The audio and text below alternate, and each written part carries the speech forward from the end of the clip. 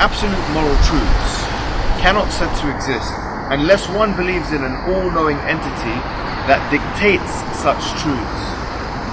That is because there is no social equivalent to, say, the scientific method. So you can't, for example, put morals under the microscope. To find out more about this, I speak to two Oxford-educated atheists. Okay, so we're here with Michael, who is studying Arabic and Islamic studies at Oxford University. He's going to Jordan today or tomorrow? Saturday. And so he's going to immerse himself in an Arabic-speaking country. He's an atheist. I'm a theist. I believe in God. He doesn't believe in God.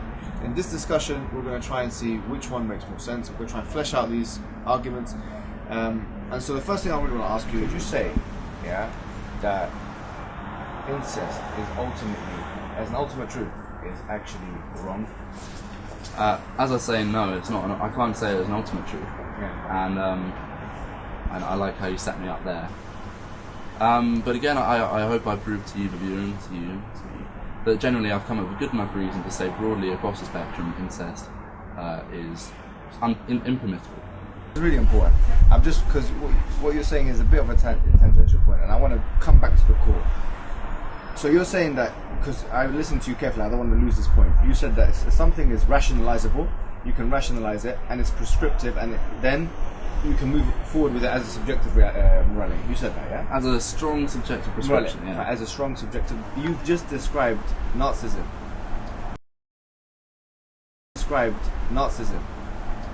It is rationalizable in the minds of Nazis, and it's prescriptive against the Jews. So is it okay for Hitler to do what he did? Well, that's where we have competing ideas about morality. And but is it okay? I would say no. But why not? Well, because I have a different. I believe I have a more convincing idea of where morality comes from. So it's subjective morality versus subjective morality, but both of them are rationalizable and both of them prescriptive. I would say no, but the Nazi one isn't rationalizable. Why not? Because they it's rationalizable in the minds of they weren't they weren't keeping in regard people's autonomy. And so it has to keep. Does it have? Sorry. So that's my argument. But no, but you said that it has to keep. You just put something in there. You superimposed a liberal principle, which is that it has to keep into consideration people's autonomy. And this is the harm principle. J.S. Mill, right? On liberty, he wrote the book, and he said, so long as you're not harming anyone else, do what you want to do. I mean, in a nutshell, really. I'm quoting Campbell and Mill. But Mill is of the same sort of, in this particular, I mean, you've quoted the harm principle. So what I'm saying to you is... Well, no, they're completely different. I mean, utilitarianism is completely against Kant's idea of universalizability. Okay.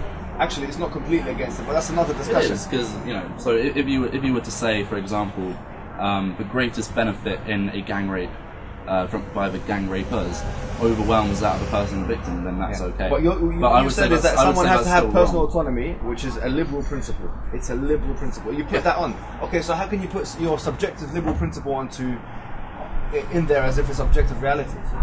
I'm not saying it's objective. I'm just saying it's compelling to the point of convincing someone. You. I can say the same thing about Islam. I know. But I mean, anyone can say and you convince people of that. No, but I can say the same thing about Judaism and Hinduism and Christianity. And the point is, it's all subjective. I mean, can you see how life becomes so hard? Yeah. Can you see how it is? This is Ryan, one of his colleagues at Oxford University. Michael was more to do with social sciences, so his studies were Islamic studies and Arabic. Ryan here is studying physics at Oxford, so it's a bit more of a twist, a bit more of a scientific edge to it. He's also an atheist. We're going to go through some of the arguments for and against atheism. So, could you say, as a postmodernist atheist, that this bestiality, a man having sexual intercourse with a mule or a horse or a donkey or a woman, could you say that it's wrong, ultimately? By ultimately, I assume you're asking me objectively. Yeah. Objectively, no, but the reasoning for that is that it's not, for me. When you say something objective, you mean effectively that it's something external. It's external to the universe. It's written in the code of the universe, effectively. Not necessarily. I'm not saying that. All I'm saying is that but it's unchangeable.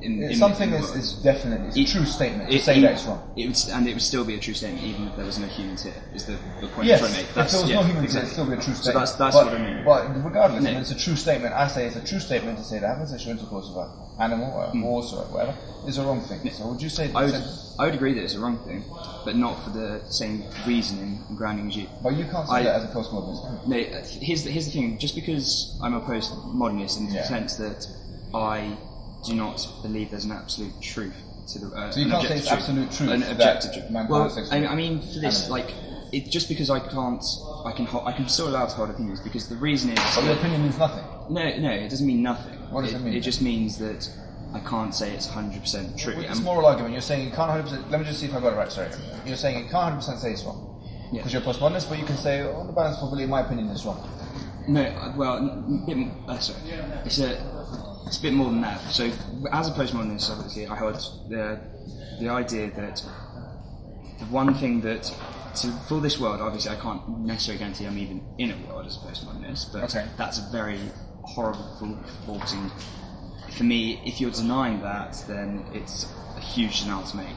So you have if you don't have a being, an entity, or a deity that's all-knowing, then you can't have ultimate truths. It's as simple as that. And going back to this moral question that I asked you. Yeah, okay, let's go. I got on a tangent. Yeah, no. The question I asked you want me to respond to how I can just criticize Hitler? How can you not criticize Hitler? I say to you this. I say to you, Hitler did what he did because it was in his moral interest or his belief, moral belief system. Dictated to the people that he wanted to kill the Jews. He wanted to make himself. He wanted to be completely, the Aryan race in a sense, to be dominant in Germany, etc., etc. And he wanted the Jews to be exterminated. This proves this. Say that he's wrong completely and justifiably, ultimately that what he believed in is wrong. Okay, so can you do that? Not probably to what you probably want me to say 100%, and I'm going to give you. As for the future, I do think it is wrong, and by that I don't mean I can say objectively, but so high as in like to unimaginable higher than the fine-tuning of the universe. I think he's wrong. Okay, in probability. Why is it higher than the fine-tuning? Let me explain. Let me explain for this because for me that was it hyperbole. I mean, I'm just for me it's so evidently wrong because for me the reason my basis works on two things. So the first thing is that you have to observe. The universe around you is the way you make but why is Hitler wrong? I need to go through this or else it won't make sense. Unfortunately, I'm sorry. I'll try and get through it as quick as possible. So everything comes from senses, and for me, everything comes from ourselves. So as in like I experience, everything comes from experience. Everything we can deduce comes from experience. From senses. So if you've got someone without all five senses and they've got a brain, is it still that they don't exist? Experience. No, it's not that they don't exist. It's not that they don't exist, but the way we gain our experiences through senses. There's no denial. Well, I mean, you can get experiences without senses. If someone didn't have all five senses, human being didn't have the ability to smell, see, whatever. About our world, though. Yeah, you can still make sense. They can think, but they won't know anything about it. They won't know. They can't sense gravity. They can't feel gravity. Yes, we'll be able to sense that. No, but then they've got a sense. You see what I mean? Everything has come from. You're trying to say, let's stick with your argument. Yeah. So everything comes from our experience, and when I think about that, I mean everything, including morality and everything else. And for me, I can't. As a result of not believing in any objective morality, I cannot condemn anything someone does on their own. Okay. And what I mean by that, you could probably think of something you could condemn a man to do. For me, that is there's nothing. If there was only one person in the universe, if there was only one person in the universe, hang on, I'll explain how I can condemn him. If there's only one person in the universe, for me, that person cannot do anything wrong. And that has great ties to libertarian views. The whole idea that... But libertarian views are subjective.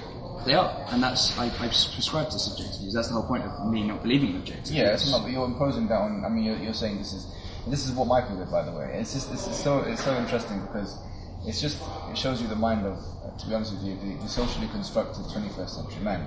Whenever we talk to them about morals, they always refer back to the Enlightenment era and liberty and libertarianism and stuff. But we're not talking about that. We're talking about a world where morals are completely subjective, where human beings can make their own morals and their own purpose. And I can say, I mean, as Richard Dawkins himself said, it's all...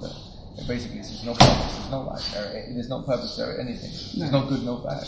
As Nietzsche said, there's no good, no bad. There's no truth. There's no. So my question quickly is, having this kind of mind frame would stop you from being able to say that, and you haven't said it yet, that this, what Hitler did is completely wrong. Yeah. I mean, you couldn't even say, for example, that, you know, killing a child or raping a child, a baby, is wrong. 100%. Could you say that?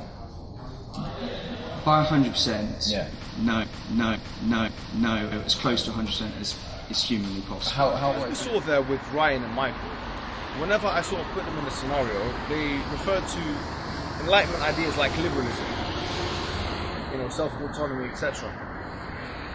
The problem with that is that liberalism, like any of the human ideologies, is actually unprovable objectively from an atheistic perspective or from a postmodern perspective. Bearing that in mind, an atheist can't actually disprove any moral to be objectively incorrect. I want atheists to really pay attention to that point, especially as it relates, for example, to criticizing religious people. Muslims, for example, Muslim woman for putting on a headscarf, or a Muslim man for growing a beard. They have no basis really to say that this is utterly wrong or absolutely wrong. Atheists would have no basis to do that. In fact, look, I challenge any atheist to pick up on any of the morals of Islam or any of the other religions, in fact, and say that this is absolutely wrong. You can't disprove religion like that. No matter how much you say this is bad because it's morally unacceptable, that's only going to be your opinion. Now, having said that, we are very moral creatures, and I want you to really think about it. Psychologically and physiologically, we're moral creatures. Emotionally, we're moral.